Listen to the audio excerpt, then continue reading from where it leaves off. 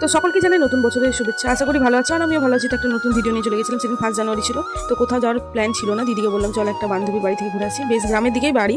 তো ওদের বাড়ির সামনেটাই সর্ষে ক্ষেত আছে, তো ভাবলাম চলে যাই। ওকে বলেওছিলাম ফোন করে, তো বললে চলাই।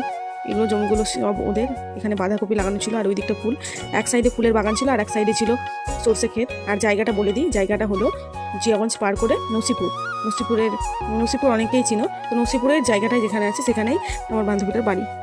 তো আমরা সর্ষে খেতে ছবি তুলবো বলে চলে যাচ্ছিলাম। আমি আর আমার বান্ধবীদের ক্যামেরায় আসতে চাইছিল না, তাই আর জোর করিনি ক্যামেরা আসার জন্য। আর সামনে একটা কুলের গাছ ছিল, আর সেখান থেকে আমি কুল ভাঙছিলাম, আর একটা কুল পাকাও পেয়েছি। এত আগে কুল পাকা পাবো সেটা ভাবিনি।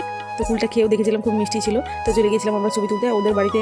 আমাদের ছবি তোলা হয়ে গেছিলো, তো বাড়ি যাওয়ার পথে চলে যাচ্ছিলাম। তো ওদের বাড়িতে ছাগল ছিল, সেই ছাগলটাকে কোলে নিয়েছিলাম, খুব কিউট ছিল। তারপর একটা টিয়া পাখি ছিল, সেই টিয়া পাখিটাকেও যা বলছিলাম তাই বলছিল, একটা ভিডিও আপলোড করবো, সেটা তোমরা দেখতে পাবে। তারপর একটা হনুমান মন্দির এখানে ছিল, সেখানে আমি প্রণাম করি। যারা যেখান থেকে আমার ভিডিও দেখছো তারা অবশ্যই জায়গাটা চিনতে পারবে। ভিডিওটি ভালো লাগলে অবশ্যই লাইক কমেন্ট শেয়ার করে দিও, আর সাবস্ক্রাইব করে দিও।